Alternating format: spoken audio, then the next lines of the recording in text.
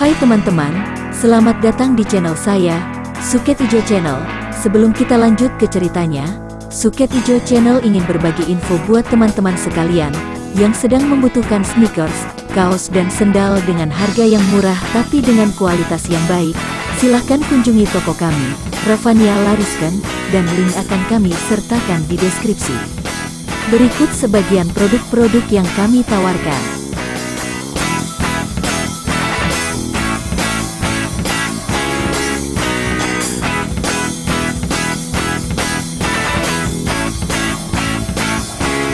Oke, kalau gitu mari kita lanjut ke ceritanya lagi. Suling Emas, serial Bukek Xiansu, bagian ke-15. Seringkali Kui Seng memutar otak untuk menerka siapa gerangan nenek ini yang tak pernah mau mengaku namanya maupun riwayatnya. Ketika Kui Seng mencoba untuk mendesak, nenek itu bersungut-sungut dan menjawab dengan suara kesal. "Sudahlah, kau sebut saja aku nenek, abis perkara. Aku tidak suka kau sebut-sebut Lo Qianwei segala. Orang macam aku ini ada kepandaian apa sih?" Tertegun Kui Seng kadang-kadang menyaksikan sikap nenek ini. Begitu mudah ngambul dan marah, kadang-kadang diam termenung seperti orang menyedihkan sesuatu. Untuk menyenangkan hatinya terpaksa ia menghilangkan panggilan Lo Qianwei dan memanggilnya nenek. Anehnya kadang nenek itu tertawa menutupi mulutnya mendengar sebutan ini. Dan yang amat membingungkan hati Kui Seng, setiap kali nenek itu memandangnya dengan mata bening jernih memancarkan semangat bernyala-nyala dan amat tajam, ia merasa seakan-akan pernah melihat mata macam ini. Akan tetapi entah kapan dan di mana, ia tidak dapat ingat lagi karena memang rasanya baru pertama kali ini ia bertemu dengan seorang nenek yang begini aneh. Dengan mendapat hiburan kitab samadi itu waktu tidak terasa lagi oleh Kui Seng. Saking tekunnya ia melatih diri dalam samadi dan memperdalam ilmu silatnya dari kitab perbintangan, tak terasa lagi ia telah terkurung di dalam neraka bumi itu selama hampir 1000 hari. 3 tahun lewat tanpa terasa oleh Kui Seng yang semakin girang menyaksikan kemajuan ilmu silatnya. Tenaga sinkangnya hebat sekali sehingga ketika ia mencoba kedua tangannya, hawa pukulannya sanggup menahan aliran air yang deras untuk beberapa detik. Dengan latihan-latihan berdasarkan ilmu perbintangan, ia dapat menggunakan 2 buah ranting untuk mendaki naik sepanjang dinding tebing yang licin dan keras dengan cara menancap-nancapkan 2 ranting itu secara bergantian, merayap seperti seekor kelabang. Hubungannya dengan nenek itu makin akrab dan selama itu si nenek memperlihatkan sikap yang penuh kasih sayang. Benar-benar ia merasa seperti dekat dengan seorang nenek sendiri, atau bahkan dengan ibu sendiri. Tidaklah mengherankan ketika pada suatu hari Kui Seng menyatakan keinginannya untuk mencari jalan keluar, nenek itu menangis terseduh-seduh. "Kalau kau pergi, aku mati saja," si nenek berkata dalam tangisnya. "Nenek, mengapa begitu?" Kui Seng menghibur. "Percayalah, kalau aku bisa mendapatkan jalan keluar, tentu kau akan kuajak keluar dari neraka ini dan..." Tidak. Mau apa aku mencari derita di dunia ramai? Aku mau mati di sini." Kui Seng terharu, melangkah maju dan menyentuh pundak nenek itu. "Harap kau jangan berpendirian begitu, Nek. Jangan sentuh aku." Tiba-tiba nenek itu menggerakkan pundaknya dan Kui Seng merasa betapa dari pundak itu keluar tenaga dorongan yang cukup hebat. Ia merasa heran. Memang hebat tenaga dorongan pundak yang hanya digerakkan begitu saja. Akan tetapi ia harus akui bahwa tenaga itu tidaklah sehebat yang ia sangka. Tenaga murni dari sinkang nenek ini agaknya tidak akan melebihi tenaga sinkangnya sendiri. Hal ini amatlah mengherankan. "Nenek yang baik, aku harus mengaku bahwa aku telah menerima budimu bertumpuk-tumpuk, sampai mati pun aku takkan mampu membalas budimu. Oleh karena itu, perkenankanlah aku mencari jalan keluar dan membawamu di dunia ramai. Dan aku bersumpah akan menganggap kau sebagai nenek atau ibu sendiri, dan aku akan berbakti kepadamu, merawatmu, menjagamu untuk membalas budi." "Cukup, aku tak mau dengar lagi." Nenek itu lalu meninggalkannya dengan sikap marah. Kui Seng duduk terlongong, terheran-heran. Akan tetapi sikap nenek itu tentu saja tidak memadamkan niatnya untuk mencari jalan keluar. Betapapun besar ia berhutang budi, Masa ia yang masih muda mengubur diri sampai mati di tempat itu? Tiba-tiba terdengar suara berkerosokan hebat di sebelah atas, dan keadaan menjadi gelap. Cepat-cepat Kui Seng menyalakan lampu dari minyak yang dikumpulkan dari ikan sehingga keadaan di situ menjadi remang-remang. Nenek itu datang berjalan perlahan. Suara apakah itu, Nek? Hujan? Agaknya akan datang musim hujan besar. Dulu pernah sampai 30 hari lebih tidak cahaya matahari, gelap di sini dan arus maut mengalir deras mengamuk, membabi buta. Wah, celaka, tentu di sini terendam air, Nek. Jangan khawatir, air itu membanjir ke depan, terus keluar melalui terowongan.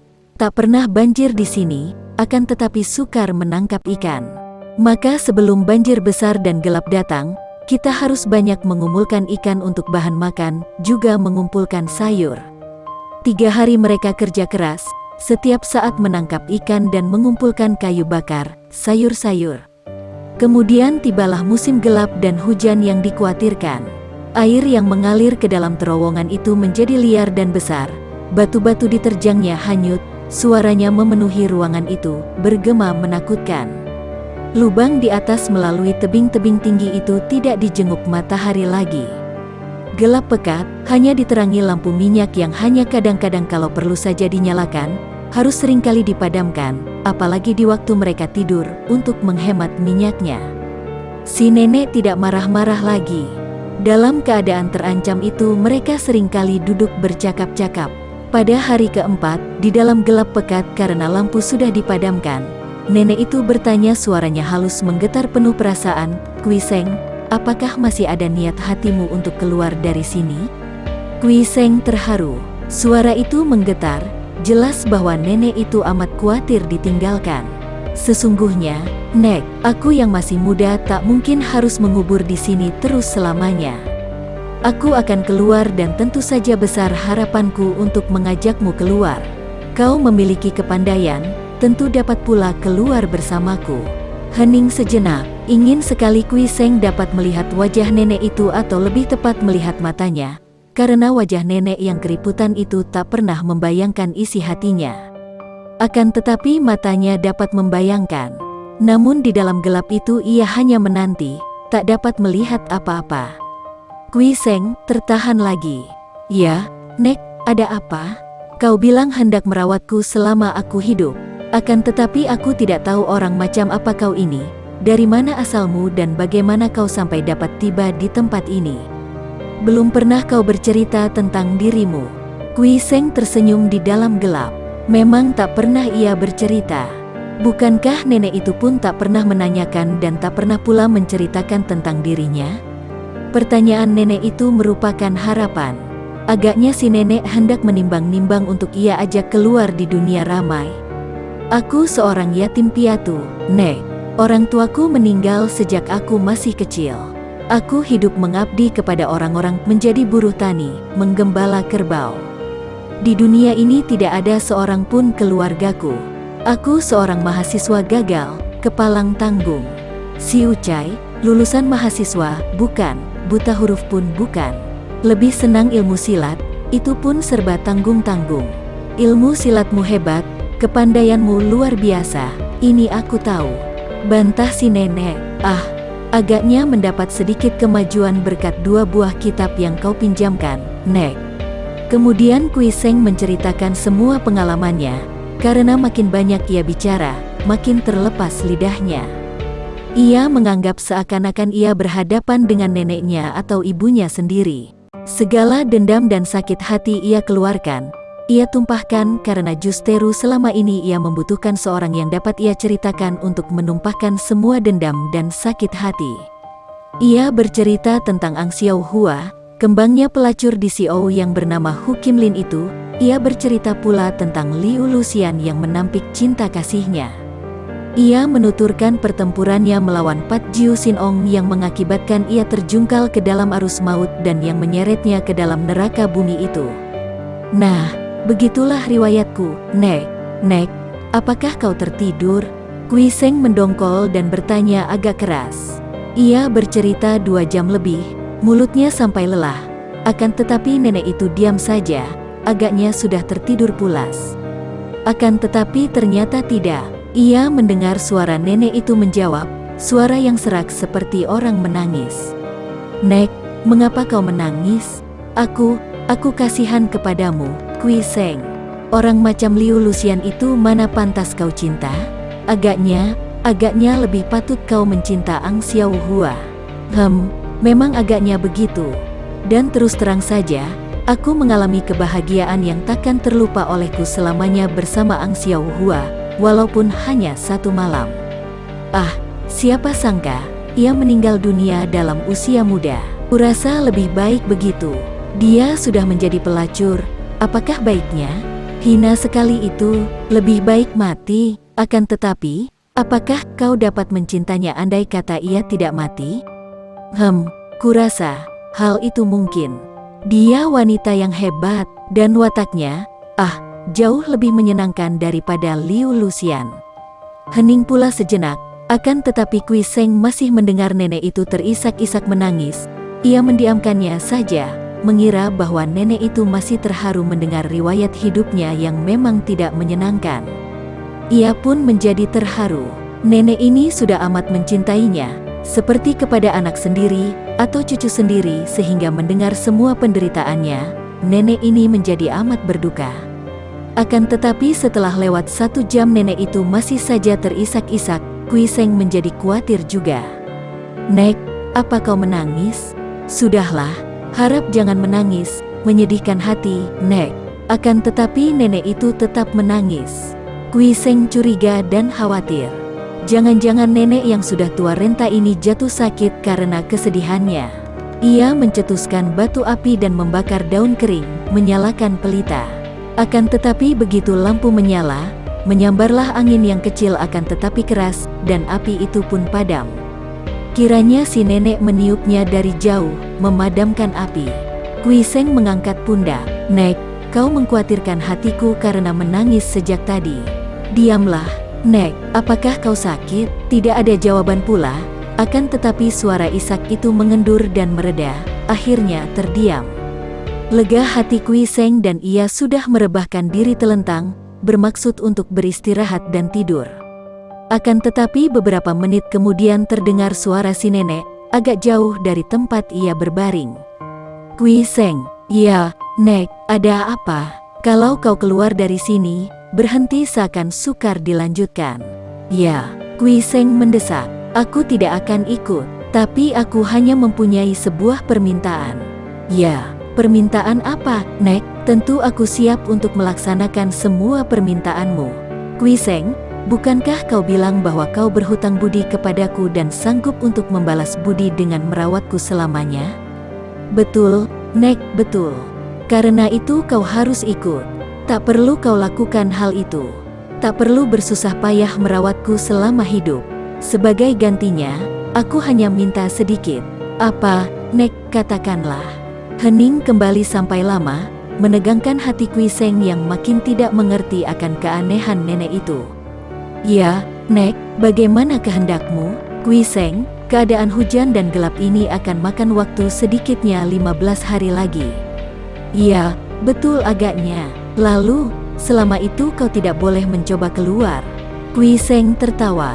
"Hanya inikah permintaannya? Gila benar. Mengapa bersusah-susah mengucapkannya?"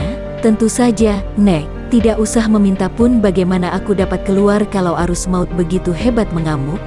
Selama gelap dan hujan kau tinggal di sini dan..." "Ya." Kui Seng mulai tidak sabar. "Dan, kita menjadi suami istri sampai hujan berhenti." "Apa?" Kini Kui Seng terloncat ke atas dan jatuh berdebuk di atas tanah. Begitu saja ia terguling dari atas pembaringan batu, saking kagetnya. Ia terhenyak di atas lantai, terlongong keheranan, seketika menjadi bisu tak dapat mengeluarkan suara. Setelah lidahnya tidak kaku lagi, suara yang dapat keluar dari mulutnya hanya, "Apa, bagaimana?" Ia tidak percaya kepada telinganya sendiri. Suara nenek itu penuh kegetiran, terdengar lirih mengandung rasa malu. "Hanya itu permintaanku. Kita menjadi suami istri sampai pada saat kau berhasil keluar dari sini, yaitu setelah hujan berhenti." Kui Seng meloncat berdiri, mengepal tinjunya, mengerutkan keningnya. Apa, gila ini? Tak mungkin. Sunyi sejenak, lalu terdengar nenek itu terseduh-seduh menangis, ditahan-tahan sehingga suara tangisnya tertutup. Agaknya kedua tangan nenek yang kecil itu menutupi mulut dan hidung agar seduh sedannya tidak terlalu keras. Kemudian terdengar suara nenek itu makin jauh dari situ. Di antara tangisnya, "Ah, aku tahu, kau tentu menolak." Kui Seng terduduk di atas pembaringan batu, ada sejam lebih tak bergerak-gerak, seakan-akan ia sudah pula berubah menjadi batu. Suara seduh sedan nenek itu seakan-akan pisau menusuk-nusuk jantungnya. Apakah nenek itu sudah menjadi gila? Nenek-nenek yang melihat keriput di mukanya tentu berusia 60 tahun kurang lebih. Bagaimana ingin menjadi istrinya? Mana ia sudi melayani kehendak nenek yang gila-gilaan ini? Menjemukan sekali. Sialan. Kui Seng mengumpat diri sendiri. Ada wanita yang mencintanya, seorang nenek-nenek hampir mati. Mana mungkin ia membalas cinta seorang nenek-nenek yang buruk rupa? Teringat ia akan Ang Xiao Hua. Teringat pula Liu Luxian. Gadis putri bengkau itu pun menolak cintanya. Padahal ia tergila-gila kepada nona itu. Penolakan cinta yang menyakitkan hati. Kui Seng terkejut teringat akan hal ini. Nenek itu pun mencintanya, mencinta dengan suci, sudah dibuktikan dengan perawatan dan pelayanan yang demikian sungguh-sungguh penuh kasih sayang selama 1000 hari. Dan dia menolak cinta nenek itu. Menolak begitu saja. Padahal nenek itu pun hanya menghendaki pembalasan cinta hanya untuk beberapa hari lamanya. Ah, betapa sakit hati nenek itu, dapat ia membayangkannya. Ia menjadi seorang yang tak kenal budi. Mungkin nenek itu pun hanya ingin diakui sebagai istri saja, hanya ingin ia dekati dan ia sebut istri, tak lebih daripada itu. Mungkin nenek itu ingin menjadikan pengalaman manis ini sebagai kenang-kenangan manis untuk dibawa mati. Nenek ini semenjak kecil berada di sini. Demikian pengakuannya beberapa hari yang lalu secara pendek ketika ia tanya. Berarti bahwa nenek ini tak pernah mengalami dewasa di dunia ramai. Sebagai wanita yang selamanya tak pernah menjadi istri orang, tentu timbul keinginan untuk menerima perlakuan manis dari seorang pria yang mengaku sebagai suaminya. Ah, betapa bodohnya. Apa sih artinya pengorbanan sekecil ini? Hanya bermain sandiwara, menyebut nenek itu sebagai istri, bicara manis dan menghibur dengan kata-kata penuh sayang. Kiranya cukup bagi si nenek yang tak mungkin menghendaki lebih daripada itu. Berjam-jam Kui Seng duduk termenung. Terjadi perang di dalam hatinya sendiri, sedangkan suara seduh sedan nenek itu tetap terdengar olehnya makin lama makin menusuk jantung. Teringat ia akan pengalamannya bersama Ang Xiao Hua. Selama ia hidup, baru sekali itu ia bercinta kasih dengan seorang wanita. Mencinta dan dibalas cinta. Merasai kemesraan seorang kekasih yang mencinta sepenuh hatinya. Mendengar bisikan halus yang menyatakan cinta kasih Ang Xiao Hua. Melihat mata indah dari dekat, mata yang memandang kepadanya penuh bayangan kasih sayang, mata yang... Kui Seng tersentak kaget. Mata itu, mata nenek itu, itulah mata Ang Xiao Hua. Tak salah lagi, mata Ang Xiao Hua si kembang pelacur Telaga Barat. Sama jernihnya, sama lebarnya, sama tajamnya dan lirikannya pun sama. Mata Ang Xiao Hua, pantas ia merasa seperti pernah mengenal mata itu apabila si nenek memandangnya. Ah, terdengar Kui Seng berseru melalui kerongkongannya. Akan tetapi Ang Xiao Hua sudah mati. Hanya persamaan yang kebetulan saja. Banyak mata wanita yang cantik-cantik hampir serupa dan agaknya nenek ini dahulu pun seorang wanita cantik. Seorang wanita terpelajar dan cantik jelita. Kecantikan hanya sebatas kulit. Kalau orang sudah mencinta, apa artinya usia? Apa artinya keburukan rupa? Nenek itu masih menangis terus.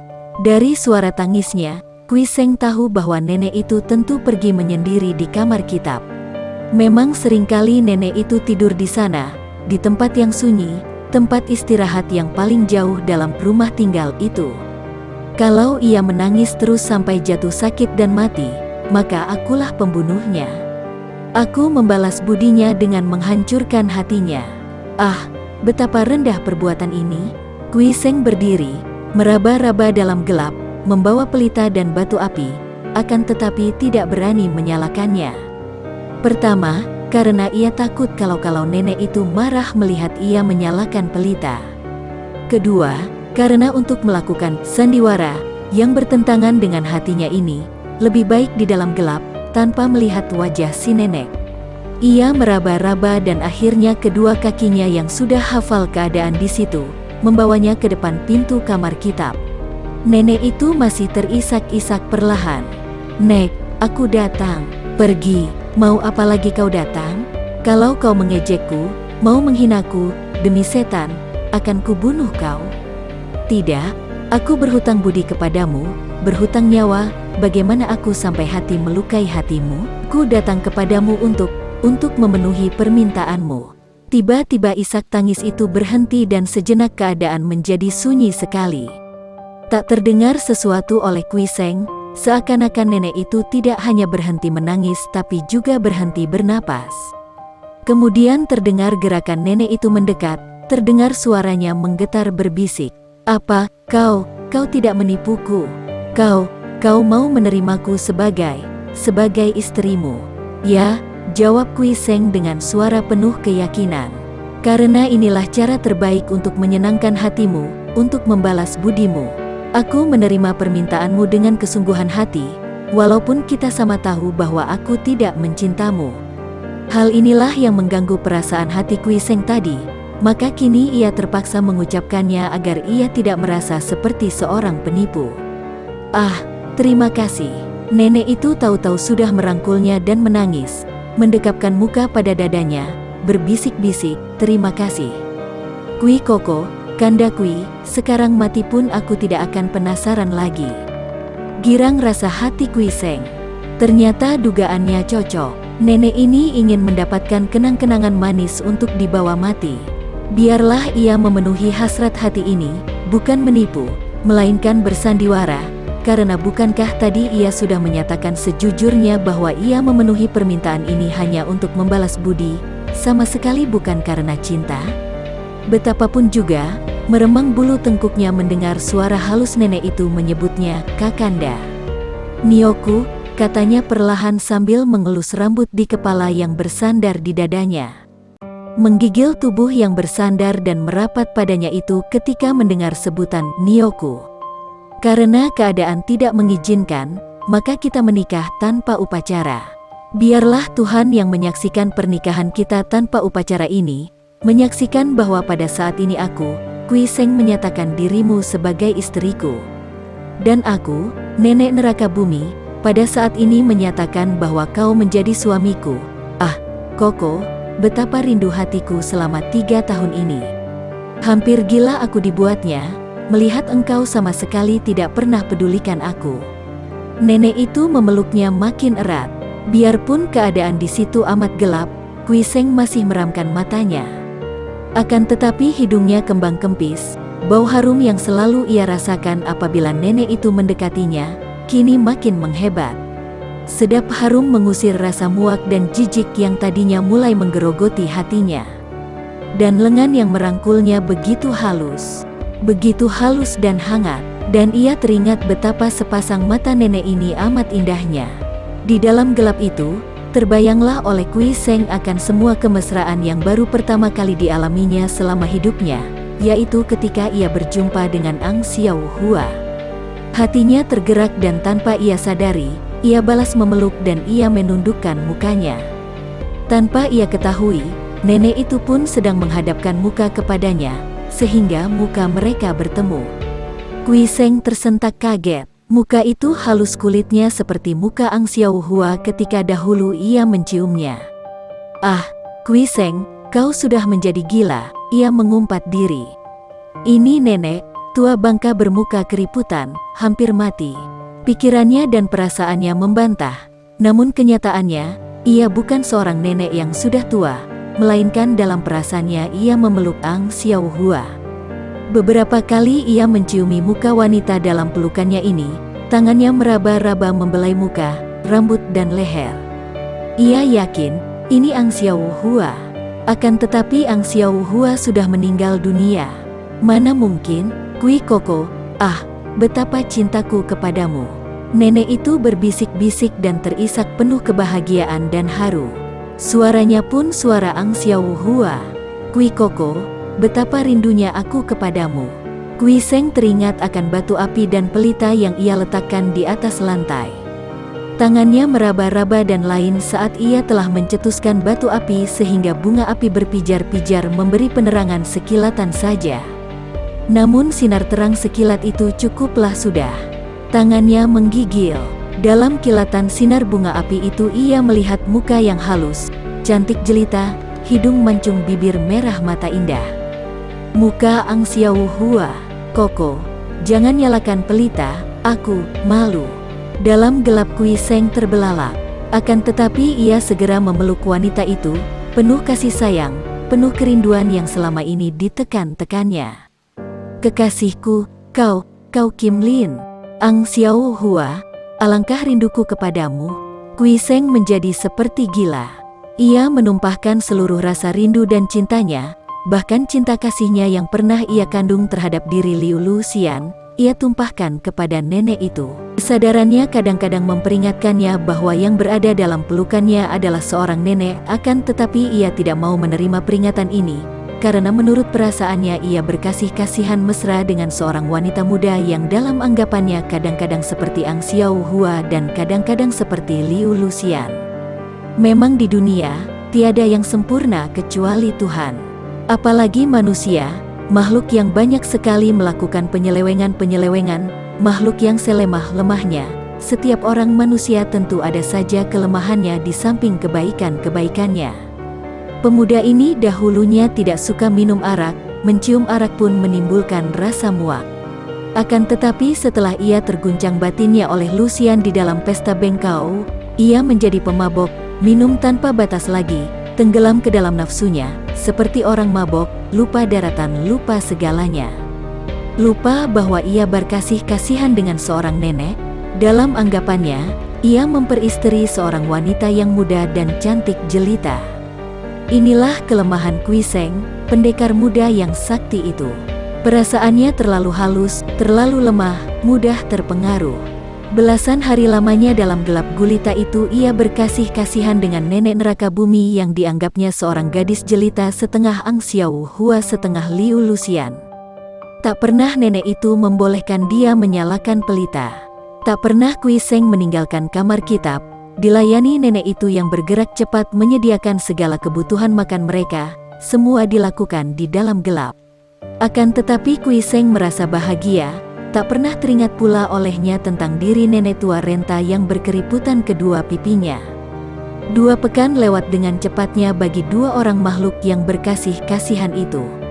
Malam itu Kui Seng tidur dengan nyenyaknya, tidur dengan senyum menghias bibirnya, dengan bayangan kepuasan batin menyelimuti wajahnya. Ia mimpi tentang rumah gedung seperti istana, di mana ia tidur dalam sebuah kamar yang terhias indah, di atas pembaringan dari kayu cendana berukir, di samping istrinya, seorang puteri yang cantik jelita.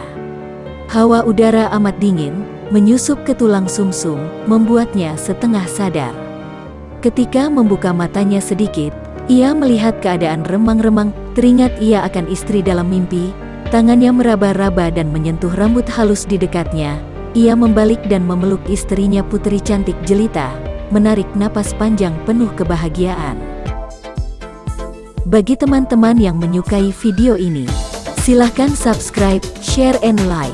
Jangan lupa nyalakan bunyi loncengnya untuk mendapatkan video-video terbaru dari kami, agar kami terus bersemangat dalam membuat video-video yang menarik. Mohon maaf kalau masih banyak kesalahan di sana-sini.